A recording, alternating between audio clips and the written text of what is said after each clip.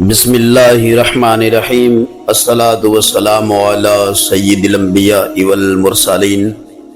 سامعین اکرام السلام علیکم۔ ہمارے چینل پر ہم آپ کو خوش آمدید کہتے ہیں۔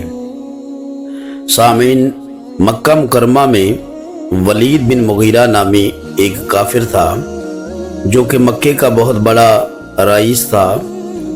اس کی قوم اسے معززین میں شمار کرتی تھی۔ اس کے پاس ایک بت تھا جس کی یہ عبادت کیا کرتا تھا۔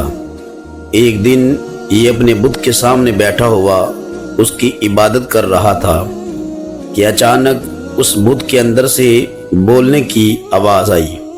اس بت نے کہا، نعوذ باللہ من ذالک، محمد صلی اللہ علیہ وسلم جھوٹے نبی ہیں، ان کی پیروی کبھی مت کرنا، نہ ان کے اسلام کو قبول کرنا، کیونکہ ان کا اسلام بھی جھوٹا ہے۔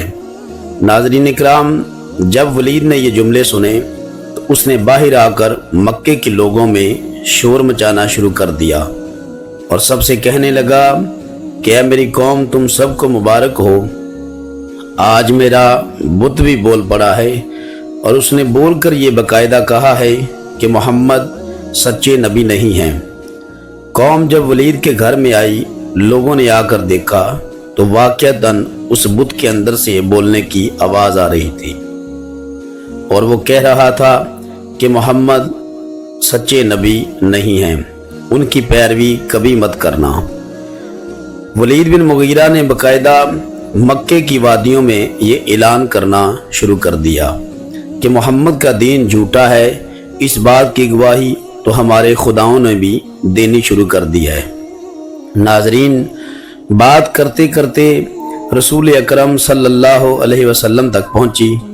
ولید نے یہ دعویٰ کرتے ہوئے رسول اکرم صلی اللہ علیہ وسلم کو بھی بلایا اور بات یہ طے ہوئی کہ کل سب ولید کے گھر میں جا کر جمع ہوں گے اور دیکھیں گے کہ اس کا بت کس طرح ان کی مذمت کرتا ہے، محمد صلی اللہ علیہ وسلم کے دین کو جھوٹا کہتا ہے۔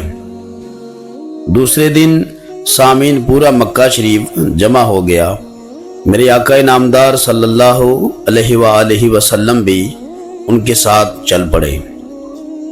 جب ولید کے گھر میں پہنچے تو ولید بن مغیرہ نے اس بت کے سامنے کھڑے ہو کر کہا، بتاؤ اب اس کا دین سچا ہے یا جھوٹا ہے؟ اس کے بت کے اندر سے آواز آئی کہ اے لوگو، تم سب کو میں یہ بات کہتا ہوں کہ محمد بھی سچے ہیں، ان کا دین بھی سچا ہے۔ اگر تم آخرت کی کامیابی چاہتے ہو اور اپنے رب سے ملاقات کرنا چاہتے ہو تو تم اس کے دین کو مان لو، کیونکہ رسول اکرم صلی اللہ علیہ وسلم سچے نبی ہیں اور ان کی پیروی کرنے والے کو اللہ تعالیٰ جنت عطا فرمائے گا اور ان کی تکذیب کرنے والے کو جہنم میں ڈال دیا جائے گا۔ ولید بن مغیرہ نے جب یہ جملے سنے اور پورے مکے کے لوگوں نے جب جملے سنے تو وہ سب غصے میں آگ بگولا ہو گئے۔ ولید نے اپنے بت کو پکڑا اور زمین پر دے مارا اور اسے کہنے لگا، تیری ہلاکت ہو، کل تو کیا کہہ رہا تھا اور آج کیا بول رہا ہے؟ سامعین، میرے رسول صلی اللہ علیہ وسلم خوشی کا اظہار کرتے ہوئے اس کے گھر سے جب نکلے تو آقا علیہ السلام کی بارگاہ میں ایک جن حاضر ہوا۔ اس نے آ کر رسول اکرم صلی اللہ علیہ وسلم سے عرض کی، یا رسول اللہ، میں مسلمان ہوں اور میں آپ پر اسلام قبول کر چکا ہوں، میں آپ کو اللہ کا سچا نبی مانتا ہوں۔